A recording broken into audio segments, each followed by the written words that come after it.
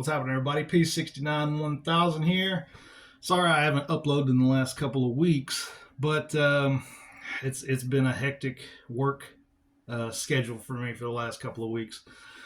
But hopefully now things are kind of going back to normal, and I'm on a regular schedule on this channel, and hopefully I'll be able to continue to upload every weekend from now on.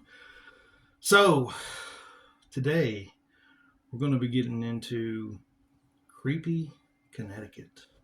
Hope you guys enjoy it. The Captain Daniel Packer Inn. For more than 2 centuries, the Captain Daniel Packer Inn in Mystic has welcomed visitors from all over, some of whom who have supposedly chosen to stay long after their wake-up time. In addition to serving fine cuisine, this historic inn and tavern is allegedly host to various haunting-type phenomenon, including ghostly sightings, unusual encounters, and odd experiences. Long a popular destination, rumors that George Washington may have visited during a trip to the region.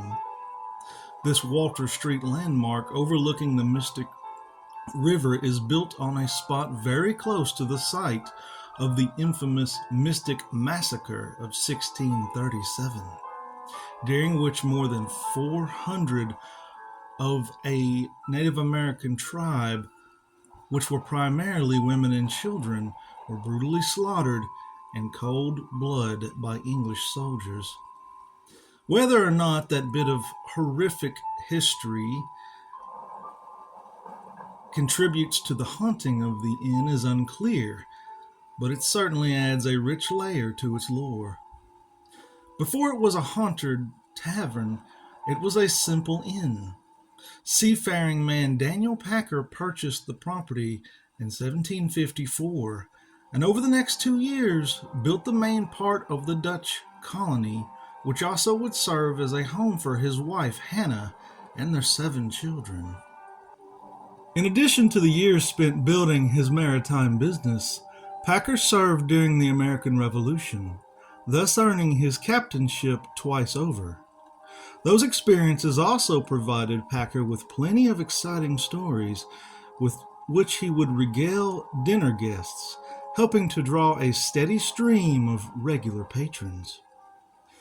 After Captain Packer's demise in 1825, the inn was owned and run by multiple generations of Packers, right into the late 20th century. During the years, the property slowly deteriorated, eventually becoming quite run down. Demolition was discussed, but in 1979, the inn was purchased by Richard and Lula Kelly.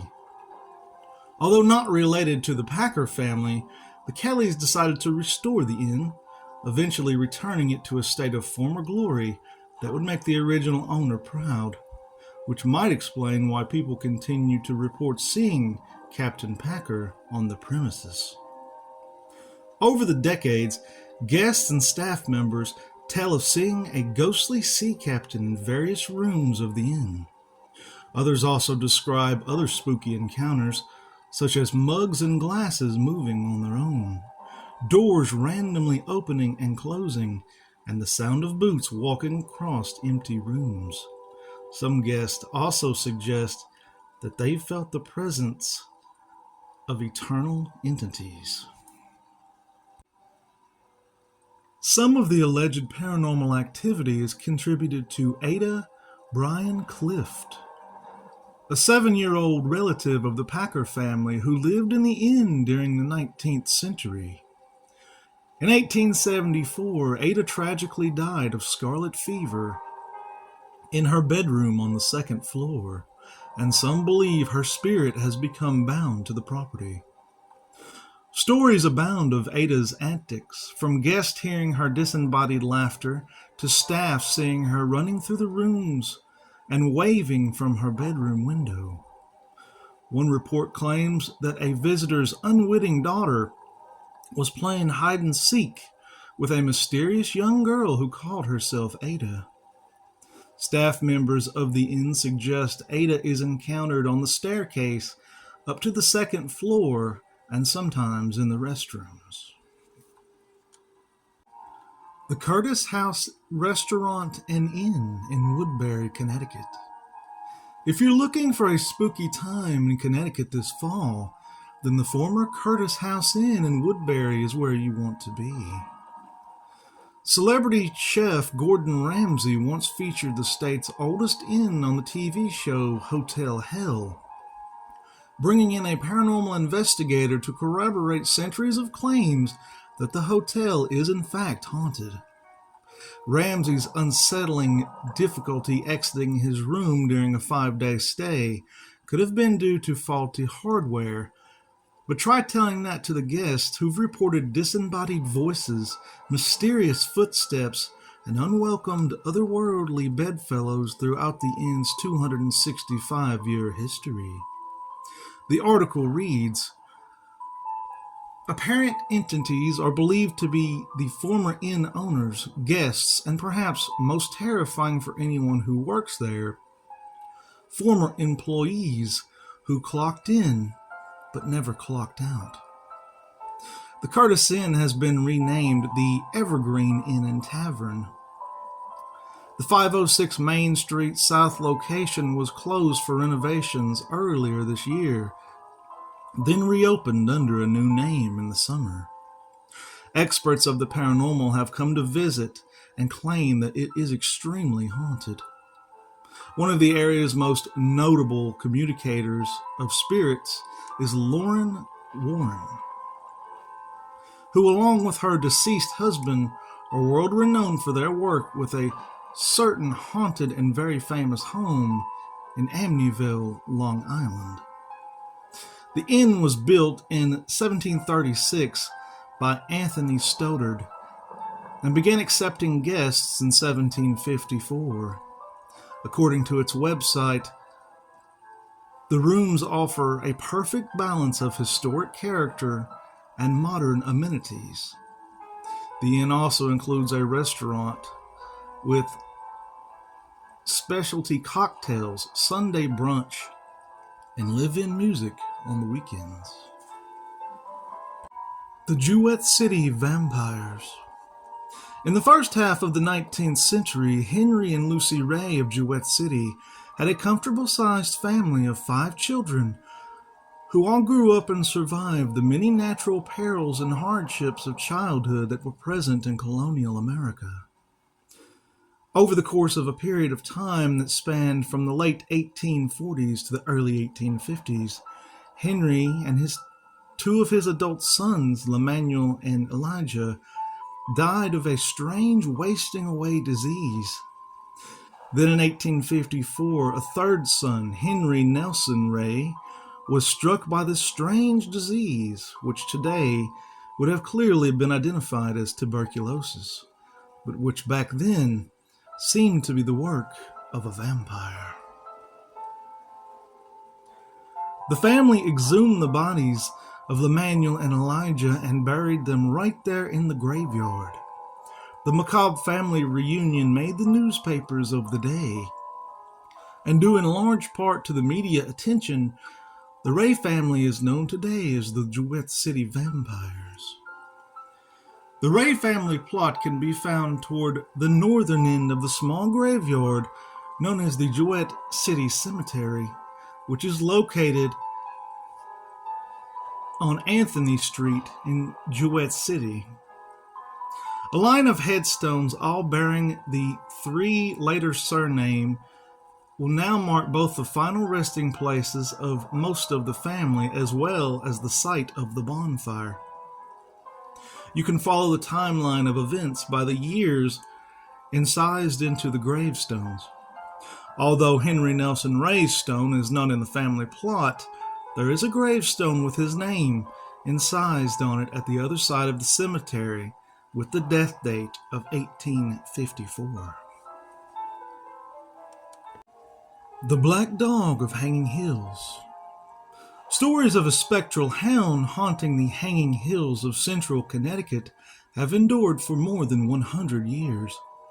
Even today, visitors of the hanging hills, including the popular Hubbard Park, frequently report sightings of a mysterious black canine. Fortunately, most only see the animal once. Unlike so many local tales whose origins are unknown or which evolved piecemeal over time, the legend of the Black Dog has a clear beginning to the winter of 1898. That's when a curious story called The Black Dog appeared in the Connecticut Quarterly. It is a short-haired black dog of moderate size, with nothing particularly noticeable in its actual appearance, wrote the narrator of the tale. Yet there are two signs by which it is ever known. Men have seen it bark, but have never heard it make a sound, and it leaves no footprints behind in the dust of summer or the snow of winter. In February, during the late 1890s, the narrator, who is identified only by the initials FS and is a Harvard-trained geologist, decides to explore the lava-formed Hanging Hills West Peak. He is joined by Hubbert Marshall, who worked for the U.S. Geological Survey. Before departing, FS tells Marshall he has seen a strange black dog on a visit to the region 3 years earlier. Marshall responds that he has also seen the dog twice before and recounts a local legend that seeing the dog 3 times meant death. Ignoring this superstition, the men set out the next morning to hike and climb to the summit of West Peak. As the young scientist and Marshall set out, they found themselves at the mercy of winter winds. The ascent to the peak went smoothly, but on the way down it was bitterly cold, and a familiar canine made an appearance. Here, high on the rocks above us, stood a black dog like the one I had seen 3 years before, FS writes. We saw his breath rise, steaming from his jaws, but no sound came through the biting air. Once and only once he gazed down on us with gleaming eyes, and then he ran back out of sight. At that instant, the rock outcrop Marshall stood on gave way and he fell to his death. The narrator made it off the peak and later wrote down his story of woe. In postscript to the story, it is revealed that FS was found 6 years later near where Marshall had fell, presumably after a third encounter with the black dog. Little People's Village. One of the creepiest places in Connecticut is Little People's Village, tucked away in the woods of Middlebury. A complex of crumbling doll-sized houses and odd structures next to the remains of a stone house. It is rumored to be the legacy of insanity brought on by the Little People. One of the many versions of the story goes that back about a century ago, a man and his wife were living peacefully in Middlebury when she started seeing small fairy folk in the woods around their home. To accommodate these pixie-like creatures, she demanded her husband build a tiny village. As the years passed and the village grew, the enchantment faded into madness. The abandoned Smurf-scale town is all that's left to mark the couple's astonishing demise. Another variation of the story is that a man living by himself in the stone house heard the voices of little people who commanded him to build this village. Eventually, the tale goes, he was driven insane by the voices which were now inside of his head and sadly took his own life. As such, many of the people who visit now claim it's haunted by the spirits of the little people or the ghost of those who tormented them, and that strong fields of negative energy abound. Others claim that if you linger long enough, you can hear the voices of the little people yourself, and that you too may soon be plunged into madness. Union Cemetery. In 1993, Glenn Pennell received a call about a transformer explosion in Monroe.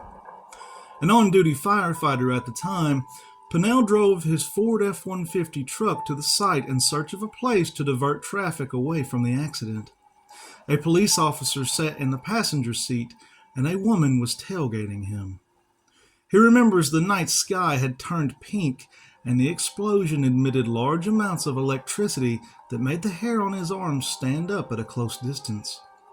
Pennell was driving along the road beside the cemetery when Pennell recalls the officer yelling out, "Watch out!" In the center of the road, Pennell claims he saw a woman. She had long, brown, flowing hair and wore a white Victorian nightgown. Pennell caught the surprised look on her face before slamming on the brakes, but it was too late. When I hit her, it was like hitting a brick wall. The whole back end of my truck went straight up into the air. The policeman got thrown into the dashboard, and the woman came over the hood of my truck and then fell straight back onto the ground, he said. The driver behind him jumped out of the car. "Oh my God, I can't believe you hit that woman." The three of them searched the area of the crash to check on the woman, but she was gone. There was no blood. There was no clothing. There was nobody, Pennell said. There was nothing. Similar tales from residents are part of an urban legend known as the White Lady, claimed to be the spiritual entity of a woman in a Victorian nightgown and a white veil that allegedly walks Eastern Union's cemetery, located a few miles from where Pennell claims to have seen her on Route 59. P69 1000 here, guys. Hopefully you all enjoyed that. The White Lady was pretty interesting. It seems like just about every state has a White Lady ghost or a White Lady haunting, it seems. The White Lady is a pretty common phenomenon when you're talking about hauntings or urban legends. But I hope you guys enjoyed this one, and I hope to see you guys in the next one. So peace, love, I love you all. Have a great day. And watch out for white ladies in cemeteries.